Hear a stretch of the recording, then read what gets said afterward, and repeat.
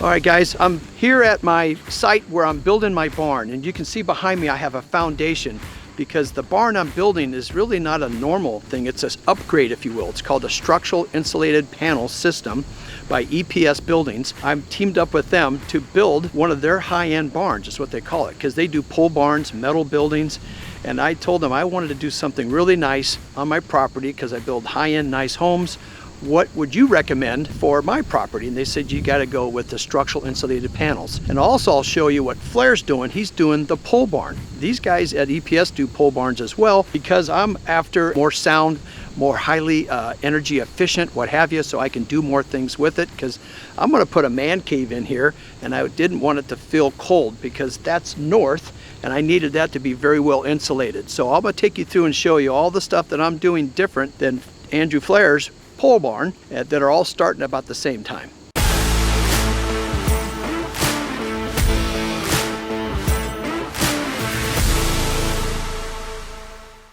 All right guys, so what I had to do with the foundation guys that's different than a pole barn, I have to give them the measurements of all the doors that are going in, and then I have to add for framing and everything so that when the studs go in on each side, this is wide enough, and that's called a masonry opening. Since this is masonry, that's the opening. When the framing's included, that's what they call a rough opening.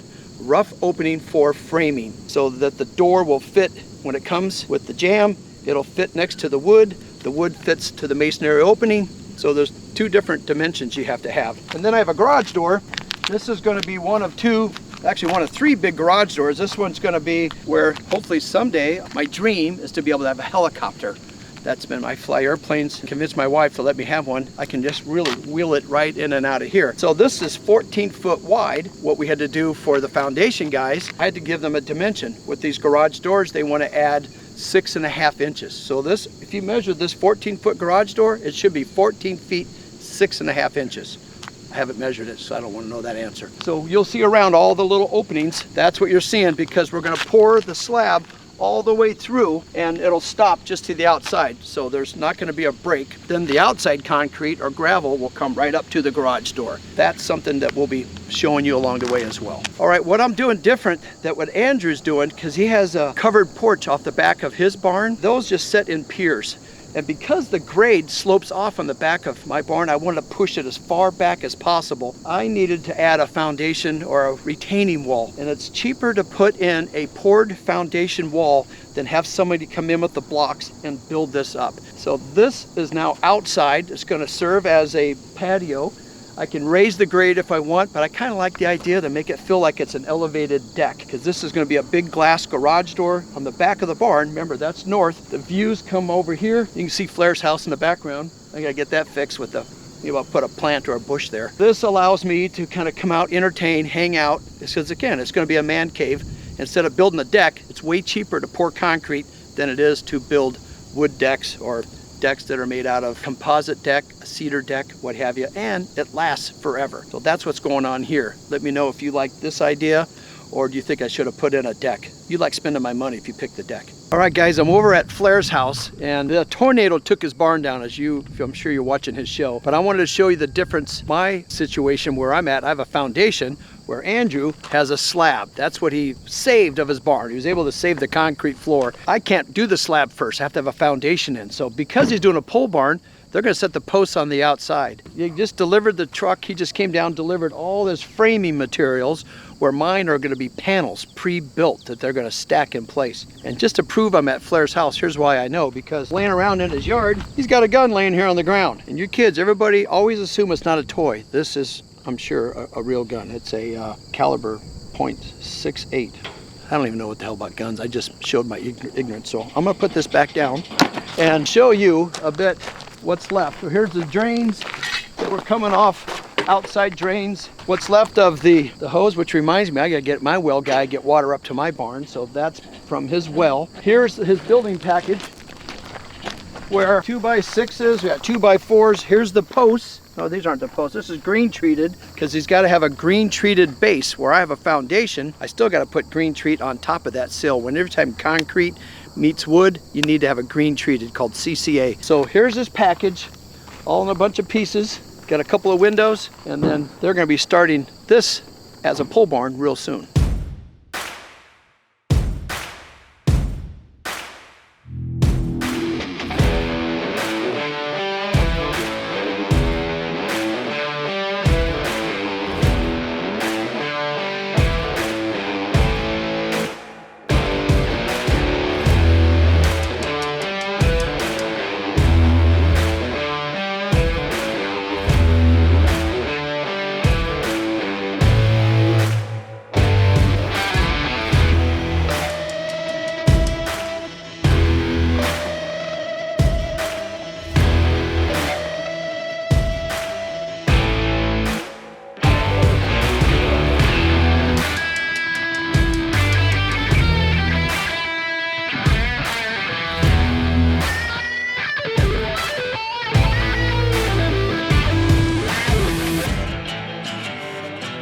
The reason why I like concrete day is because there's so much going on. As you can see, it takes a lot of manpower to pull this off. And because it's over 6,000 square feet of concrete, we really want to be able to pour it in one day. So it takes a big crew, a lot of organization. As you can see, there's multiple concrete trucks. We have 2 pump trucks that are running the entire time, because we want to make sure all this gets poured. And it's a cool morning, which makes it nice. When you have hot weather and wind, that's not a friend for concrete.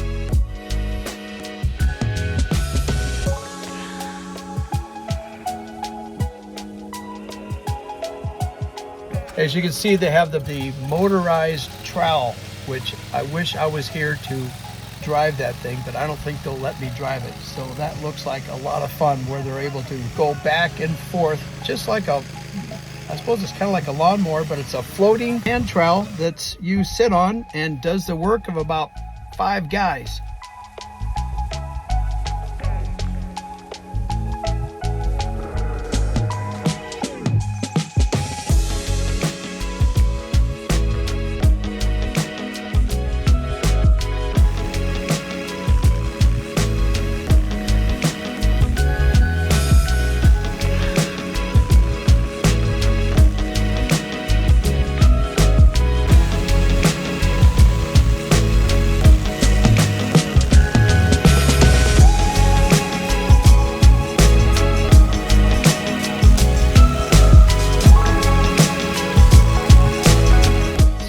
is they had enough men here and they're able to pull this all off and get everything done. It probably took about 4 to 5 hours.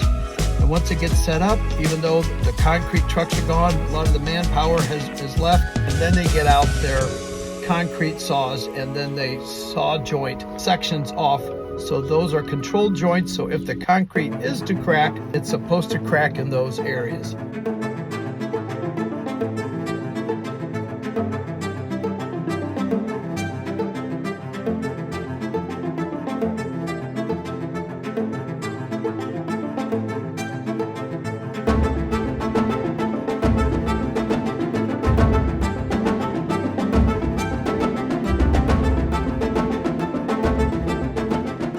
The next step will be is we're waiting for our barn. As you can see, Flair has making a lot faster progress on his barn than I am. He got better timing on the materials. Instead of having a contest of who's going to get the barn done first, Flair has won that. Now let's see who can get the best looking barn. You guys let me know which barn you will like in the end, so stay tuned for that.